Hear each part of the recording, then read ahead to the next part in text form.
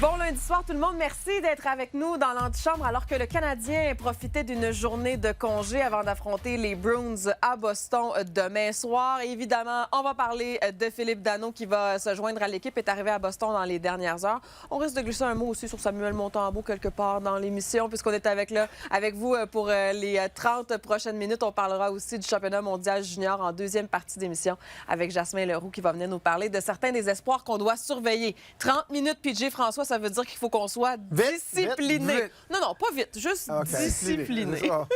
OK? Peut-être pas les deux. Ouais, pas les deux meilleurs. OK, manchette. Les manchettes à Albi le géant, PJ. Vite, Philippe Danault. Je suis tellement excité de le voir retourner le bleu, blanc, rouge des Canadiens. Accueilli à bras ouverts, puis je parle de notre coach. Finalement, tu es un joueur très responsable sur le côté défensif.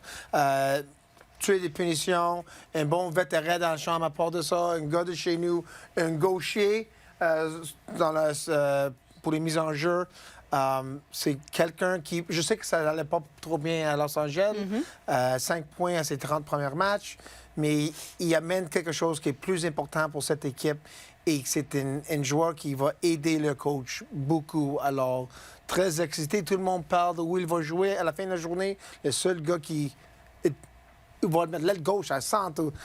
Martin est tellement excité de regarder son banc pour le nom de Danault, puis il peut le mettre contre presque n'importe qui dans la ligue. Un bon vétéran, de l'expérience, un peu de stabilité dans cette jeune formation, ça va faire du bien. François, ta manchette. Ma manchette, moi, est reliée au deuxième trio, parce que je regarde le deuxième trio aller, puis je trouve que c'est extraordinaire. Ouais. Mais là, je regarde le premier trio depuis que Slavkovski est parti, puis je me dis, il faut trouver une manière de relancer. Alors, je commençais à jouer avec tout ça, puis là, je tapais les doigts, puis j'ai dit, non, le deuxième trio, on ne touche pas à ça. Parce qu'en ce moment, on est en train de voir exactement ce que ces gars-là ont dans le corps à offrir. Et moi, je trouve ça magnifique. Je regarde Slavkovski jouer avec Caulfield et Suzuki, puis je dis, c'est le petit gars de 21 ans. Puis je regarde Slavkovski jouer avec Kapanen et Demidov, puis je dis, c'est le gars qui a presque 300 matchs dans la Ligue nationale. Ouais. Alors, il y a deux rôles différents et il les aborde de manière différente. C'est la pierre d'assise du deuxième trio. Il donne le ton, les deux autres suivent, puis ils font pas juste suivre, ils impressionnent. Moi, j'en reviens pas de voir un trio comme ça qui est inexpérimenté en âge, mais aussi en nombre de matchs, surtout pour Kapanen et Demidov, puis de voir deux gars comme ça offrir une qualité de jeu qui dépasse la production offensive, mais Kapanen est maintenant, puis contre toute attente, un gars qu'un coach veut envoyer sa patinoire parce qu'il sait, OK, je peux jaser avec mon partner pour planifier quelque chose, il se fera pas prendre les culottes à terre. C'est peut-être le seul gars... On parle des top 6, mais c'est toujours presque les top 5. On parle jamais de Kapanen.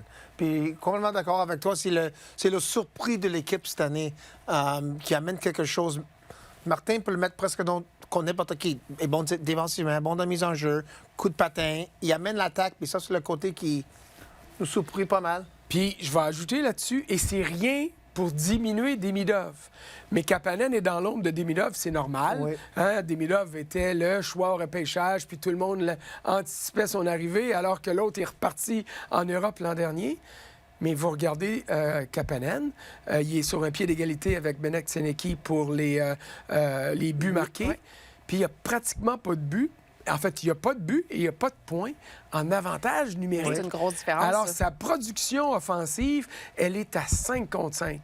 Et ça, c'est une autre qualité première que les coachs regardent. Okay, vas-y. Sur son point, enlève les gars sur l'avantage numérique, leur première vague, c'est le prochain attaquant. C'est pas Gallagher, c'est pas Anderson, c'est lui. Puis... Exact.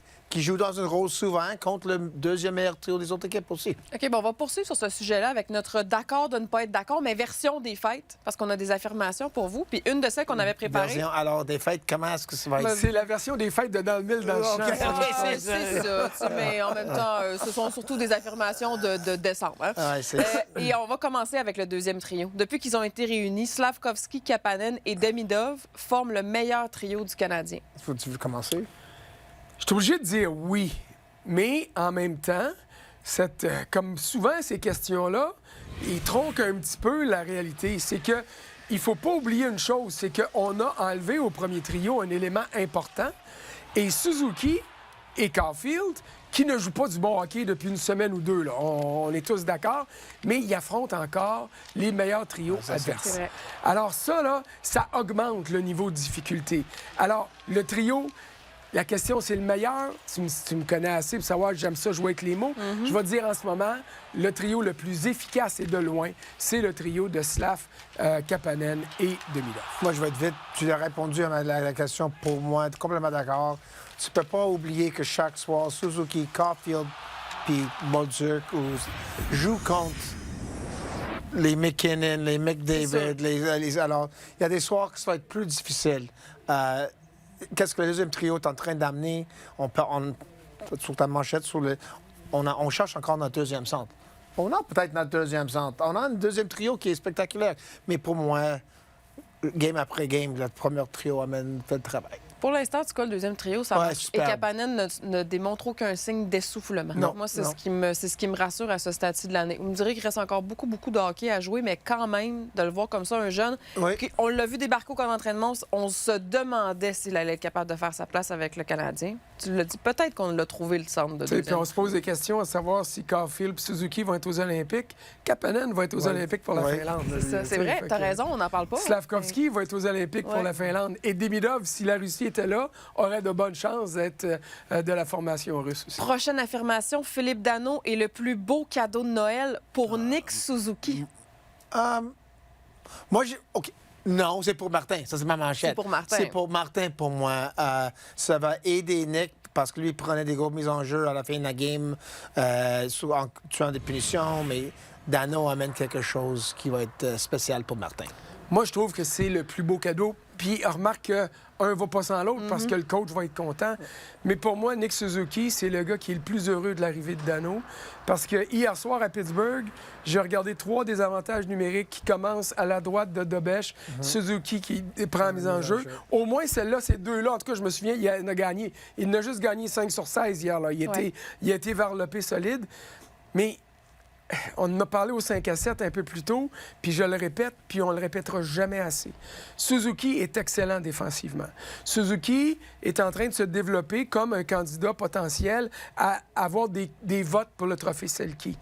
Mais là, tu peux pas lui demander d'être tout feu, tout flamme contre McDavid puis tout le monde, puis en plus, il dire « Ouais, ben va passer 4, 5, 6 minutes en désavantage numérique à te défoncer sa glace, puis by the way, produit aussi, puis aide Caulfield, puis aide ton ailier droit à aller marquer. » Tout ça en n'étant pas nécessairement à 100 Et ça, c'est un autre domaine. Alors, je ne veux pas excuser Suzuki pour tout, mais à un moment donné, la cour peut est pas tout pleine. faire. Alors, quand la pénalité va arriver, puis là, Martin Saint-Louis n'a pas le choix. T'as Newhook qui n'est pas là, puis t'as Evans qui est tombé il y a 2 matchs.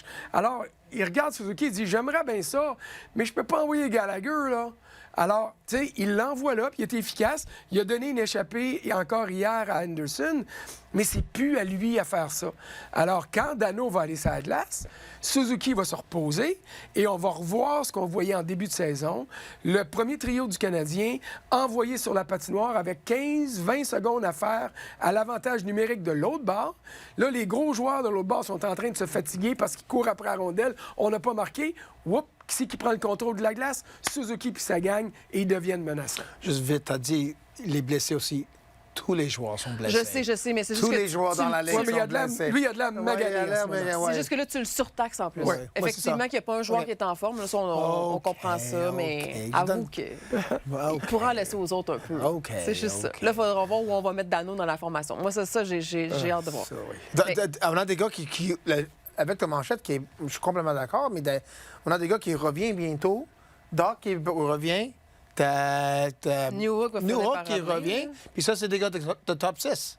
Alors, c'est un bon problème pour Martin. Oui, OK. Prochaine affirmation. Jacob Fowler doit rester à Montréal tant et aussi longtemps que Samuel Montembeault n'aura pas retrouvé ses repères.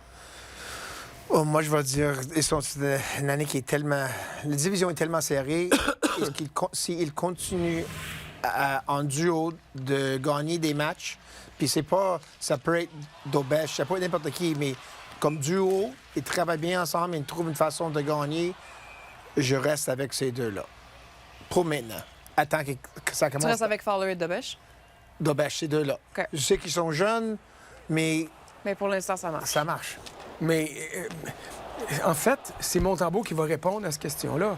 Parce que si Montembeault n'est pas capable d'amener une forme d'assurance à tout le monde quand il arrive devant le filet, bien, tu n'as pas le choix de garder les deux autres. Parce que tu peux pas dire, OK, je renvoie Fowler, puis dire à Dobèche, c'est toi le numéro 1, puis c'est toi le numéro 1,5, puis c'est toi le numéro 1,15, puis c'est toi le numéro 2, parce qu'on n'a plus confiance en Montembeault. En fait, je n'aurais pas dire ça. Parce que Samuel Montembeault n'a plus confiance en lui. Et ça, là, c'est Montembeault qui va répondre à ça. Il est allé faire ses 2 matchs, il a repris sa forme un peu, on lui donne une pause, va te refaire une tête, va t'amuser avec tes enfants, va te retrouver. Et quand tu vas sauter sa glace, prouve à tout le monde que tu peux assumer le rôle de numéro 2. Il n'y a pas de vrai numéro 1 encore à Montréal. Puis c'est ça que les gens n'ont pas de l'air à comprendre. Tu sais, Dobèche a des bons chiffres, mais est-ce qu'il est vraiment rassurant? Pas toujours. Samuel, c'est pas un numéro 1+, là. C'est un numéro 2 de carrière. Il a eu une saison exceptionnelle l'an dernier en rendement, par la force des choses.